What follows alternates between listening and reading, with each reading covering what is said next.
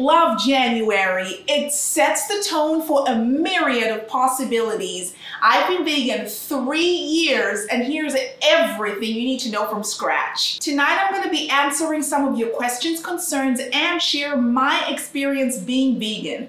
Not yours, mine. If you're one of those people that think all vegans eat is grass, you were the problem in 2020 and you will still be the problem in 2021. Hi guys, it's Mombolwa, pretend fitness guru and comedian, because apparently I'm funny. You guys really loved my 85-pound weight loss video, and apparently my big energy is so okay. So how does a lover of meat become a vegan? Trauma! Everybody has a unique reason for the switch, but it better not be to simply lose weight, because you will gain it back revengefully. I have a condition called endometriosis, which in summary is just excruciating period pains for no particular reason, vaginal bloodbaths, aggressive cysts, constant weight gain, depression, a big bag of PMS hormones, and 2 definite days off the face of the earth. My whole life, I've had to deal with this and still remain classy. God! So on one of my ER visits for my monthly morphine fix, my doctor said to me, "This is no way to live." I felt that. He said, "You're a young, ambitious lady." Check. He also said, "This condition is affecting the quality of your life."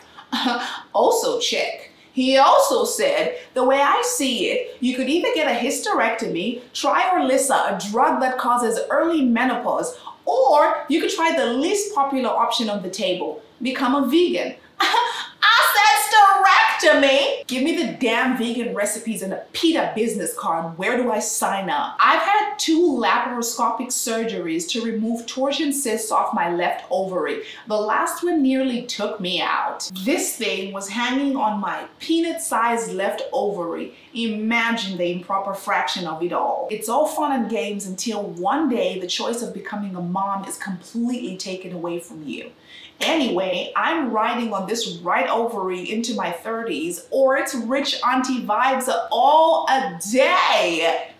I just got tired of normalizing surgery, and not the good kind. If you have endometriosis, then you know that the pain is not a joke. It ranks up there with childbirth and $600 stimulus checks. If you have endometriosis, then you know that 20 ibuprofen a day is the standard. It really is. But to say that I'm cured and endometriosis free would be reaching. But 3 months of plant-based whole foods, my cycle completely changed, going from bleeding 7 days to 3 days, sorry to the 16% of men who watch my channel, with a lighter cruising altitude, which means being able to wear the cute sanitary things and sorts. You know what I mean, the 40 centimeter and up club. You can't even bring this with you on a cute night on the town. It's the size of a whole floor tile, and please do not make me unravel it. I made it. That was my motivation, and I was determined to see radical change in my life, which fueled my commitment. And radical change came. It was like taking a tax break. I know, we can't relate. Dairy was the main culprit that was aggravating my inflammation. It was also the reason for my migraines. Another thing I cured going vegan. That and a high body fat percentage was causing my hyperactive ovarian cysts. That was no surprise to me though. In my last year of college, I used to bake whole cakes, and I used to eat whole cakes. The first ingredient to a successful vegan meal, I find, is pathological creativity. Always marinate your vegan meals in creativity. Don't be the person that wants an equal and exact substitute for the foods that you ate as an omnivore. It won't cut it. Some of you want your plant-based meat to bleed medium rare style. Sickos! This is an opportunity for you to explore unique cuisines from diverse cultures: African, Mediterranean, Middle Eastern, Indian, Chinese, Japanese. With YouTube and Amazon, you can cook anything in your homes. Don't be the idiot who thinks only eating food from your country makes you a true patriot. God! So what do we eat on the vegan diet?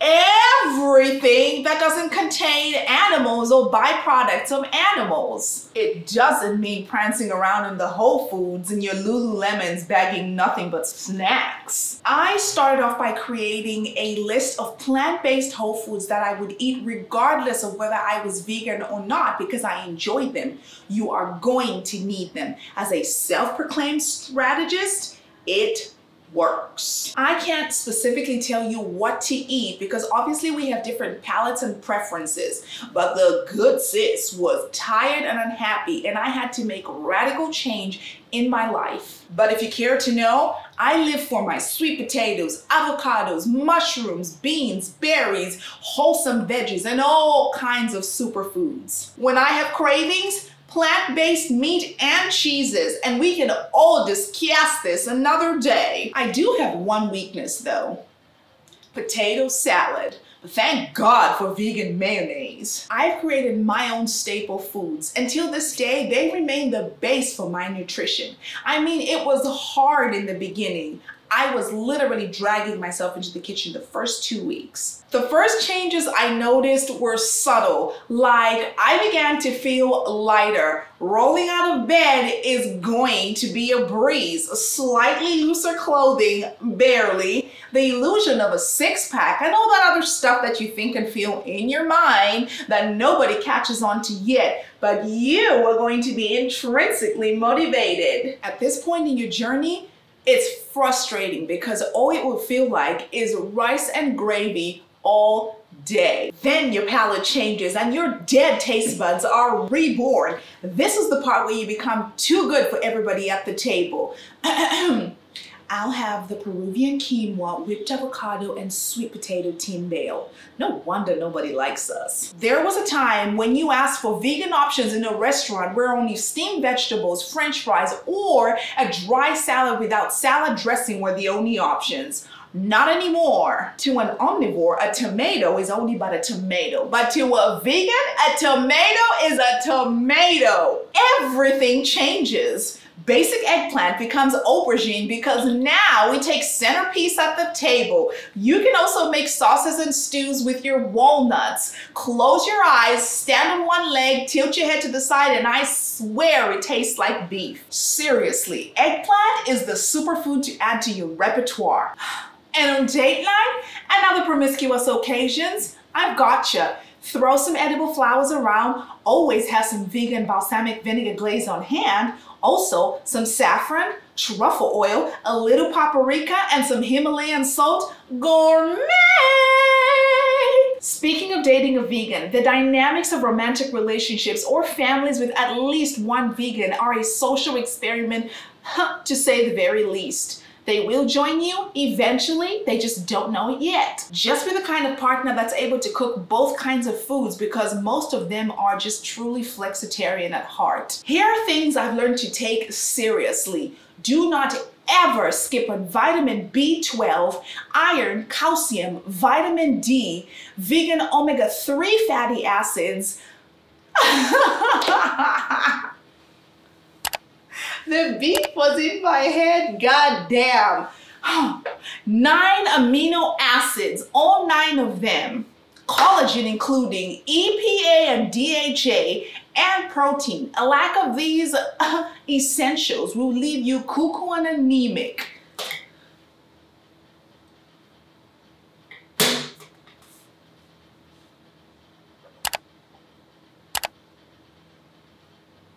Vegan omega-3 fatty acids, vegan omega-3 fatty acids, vegan omega-3 fatty acids. During this time, you are creating new habits. You can get carried away, obsessive, and anorexic. It's extremely easy to fall into an eating disorder. We all need to acknowledge that eating disorders are serious mental illnesses, not lifestyle choices. Know the difference. Nobody wants to look shriveled, so protein is important for every human being. But how important? If you're worried about not eating enough protein, don't. The average sedentary woman only needs 46 grams of protein a day. So what's the problem here? It's the extremists isn't it? If you are pressed about meeting your personal protein goals, I must give you a disclaimer. The higher the tax bracket, the higher the quality of your experience. The quality of vegan protein is not a level playing field. Quality whole foods and superfoods show better results than canned food, but they cost more. Buying vegan is not only expensive, it can also be wasteful. You can choose to buy all your groceries at once in the name of saving and deal with waste and that recurring refrigerator smell. Or you can choose to meal prep all of that because your life is that put together. But who are we kidding? You procrastinator. People think I'm crazy because I'm in the supermarket every other day because I endorse fresh produce, fresh cravings. Also, I could never sustain meal prepping. To drive my point home, do whatever works for you, even if it makes you look crazy, or die trying. The way I see it, there is no winning. Too much meat, gout. Too much beans, leaky gut. Just find your balance. Most people don't last because they are not creative with their food on a shoestring budget, so they end up on the French fry diet. This is for the vegans who live on French fries because they are vegan. For the rest of us vegans on a budget, it's beans, and more dry beans. Navy beans, pinto beans, edamame, lima beans, tofu. Yes, girl, tofu is made from soybeans. Anything but canned beans. Cook something for once in your life. The less preservatives you have in your life, the better. And yes, that includes that 6-year-old foundation you have sitting on your dresser. Girl, throw it in the trash. This is really where financial dynamics come into play because I mean really, how much beans can we eat to consolidate? I mean really. Speaking of beans, let's just casually throw in bloating. There is no escaping the bloat, vegan or not. But the vegan bloat? 3rd trimester probs. I mean, it's a fiber-rich life. In the beginning, it's gonna be a little uncomfortable, but it will pass. That's just your body getting used to the healthy food that you are nurturing your body with. Drink lots of water, chew, and say a prayer before special events because the pregnancy police do not give a rat's ass about the vegan bloat. I'm not here to coddle your indecisiveness. If you wanna be vegan, let's do this. If not, great! I am not a part of the self-righteous cult mentality. All I aim for is consistency. I promote femininity and productivity. We are not trying to be lazy women. So, you could choose to be a healthy vegan who eats whole foods and superfoods, occasionally slips up, and sees remarkable results. Or be an unhealthy vegan who predominantly eats plant-based and processed foods and still have your sloppy badge of honor. Or be a full-blown vegan in public and a carnivore at home because who's really watching? 2 words, radical honesty. Pick a side and own it. Don't bash people for their choice. And finally, the real reason we are gathered here, skincare. Ditch the dairy. You are not a baby cow. It could also be the real reason standing between you and clear glass skin. For the winning tip, if you're even considering losing large amounts of weight over an extended period, as you should, I recommend starting by creating a sag-proof skincare routine from the beginning to keep the goods tight. It saved me a breast reduction because I was sure that mine would look like manila rope hanging off of my chest. Get ahead of the collagen through your diet and topical creams. Consider non-surgical procedures first, and know this, surgery is a valid option. Anyone that thinks otherwise, let me put you on a brief hold.